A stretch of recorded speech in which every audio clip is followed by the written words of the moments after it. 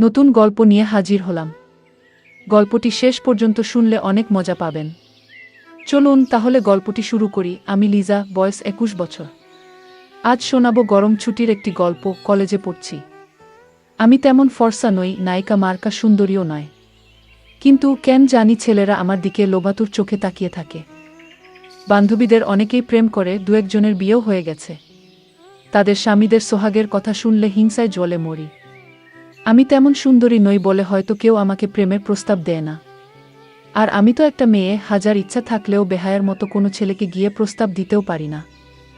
ছেলেরা শুধু আমার শরীরের দিকে তাকায়।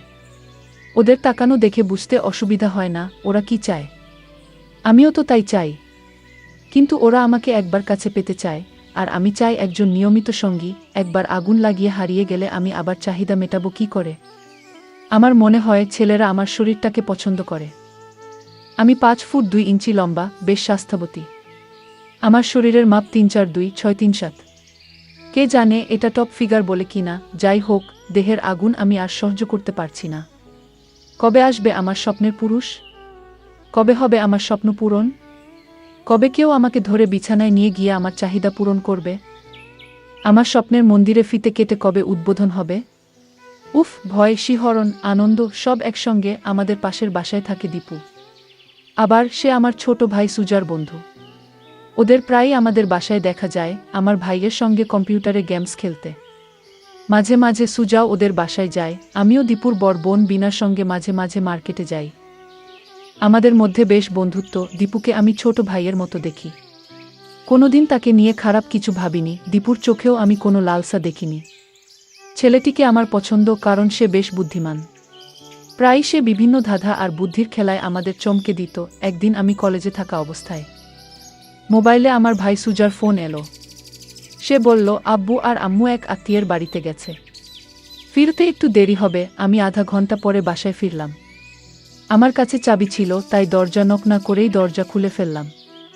দরজা খুলতেই কেমন অদ্ভুত এক শব্দ আমার কানে এলো।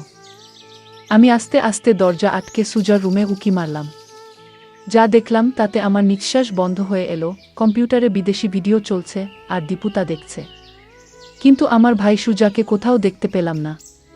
নিঃশব্দে ওখান থেকে সরে অন্য রুমে গিয়ে দেখলাম সুজা কোথাও নেই। আমি সুজার মোবাইলে ফোন দিলাম এবং আস্তে আস্তে কথা বললাম, যাতে দীপু আমার আওয়াজ না পায়।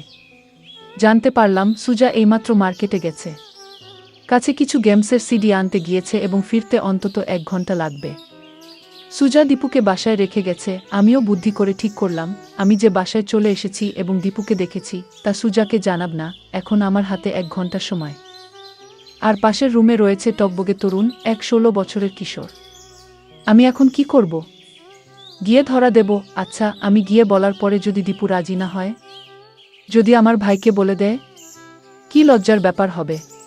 ছি ছি, শেষ পর্যন্ত ছোট ভাইদের বন্ধুর সঙ্গে এমন কিছু হলে আমি লজ্জায় মুখ দেখাতে পারবো না। ওদিকে পাশের ঘর থেকে ভিডিওর আওয়াজ আসছে। আমার অবস্থা এর মধ্যেই খারাপ হয়ে গেছে। আমার শরীরে এক অস্বস্তি অনুভব করলাম, খুব বিশ্রী লাগছে। তাড়াতাড়ি সালোয়ার খুলে নিজের পোশাক পরিবর্তন করে নিলাম। এরপর একটা তোয়ালে জড়িয়ে বাথরুমে ঢুকলাম, মাথায় ঠান্ডা পানি ঢাললাম। এরপর ফ্রেশ হয়ে বেরিয়ে এলাম। হঠাৎ আমার চোখ পড়ল বিছানার উপর। একটু আগে এখানে আমার পোশাক ছিল, সেটা কোথায় গেল? ভয় পেলাম। ঘরে ভূত আছে নাকি? তোয়ালে পেঁচানো অবস্থায় খুঁজতে লাগলাম।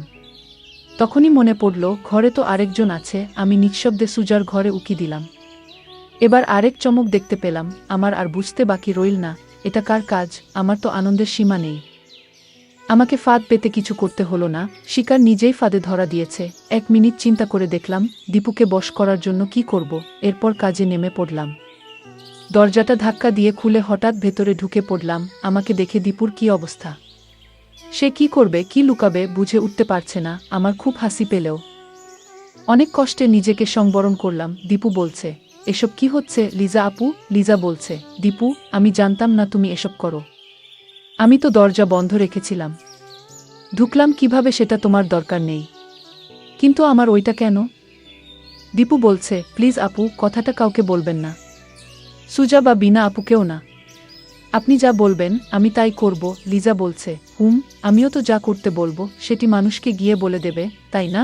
দীপু প্রায় কাঁদো কাঁদো কণ্ঠে, না আপু, আমি বলবো না। লিজা বলছে, ঠিক আছে, তাহলে তোমার কাছে যা আছে তা দেখাও।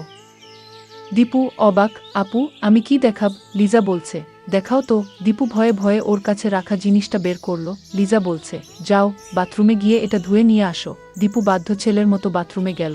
আমার প্রথম প্ল্যান ভালোভাবে কাজ করল। এবার আমার দ্বিতীয় প্ল্যান। প্রথমে আমি মেইন গেট ভালোভাবে লক করলাম, যাতে চাবি থাকলেও বাইরে থেকে খোলা না যায়। এরপর দ্রুত নিজের রুমে চলে গেলাম। আমি বাম পাশ ফিরে কাত হয়ে শুয়ে থাকলাম। দীপু ঘরে ঢুকলে আমাকে দেখতে পাবে, আর পাবে তার জন্য সাজানো পরিবেশ। অপেক্ষা আর অপেক্ষা। এক এক সেকেন্ড যেন এক এক ঘন্টা মনে হচ্ছিল দুরু দুরু বুক নিয়ে অপেক্ষা করছি। কখন আসবে দীপু? নাকি লজ্জায় চলে যাবে? অবশেষে দরজা খোলার শব্দ পেলাম। পেছনে তাকিয়ে দেখি দীপু। আমন্ত্রণসূচক একটি হাসি দিলাম আর মুখ ফিরিয়ে নিলাম। দেখি এবার কি করে। ছেলেটি সত্যিই বুদ্ধিমান। আমার সাজিয়ে রাখা জিনিসগুলো নিয়ে শুরু করল গেম খেলা। কি অসাধারণ তার প্রতিভা! গেমের প্রতিটি লেভেল যেভাবে খেলছে, মনে হচ্ছে এসব গেম তার আগে থেকেই জানা। আমার প্রথমবার ওর সঙ্গে গেম খেলতে ভয় লাগছিল, কিন্তু দীপু আমাকে সব শিখিয়ে দিল। এখন বুঝতে পারছি গেম খেলার আনন্দটাই আলাদা। বন্ধুরা, গল্পটি এখানেই সমাপ্ত করলাম। গল্পটি ভালো লাগলে একটি লাইক দিন এবং চ্যানেলটি সাবস্ক্রাইব করে দেবেন। দেখা হচ্ছে পরের ভিডিওতে।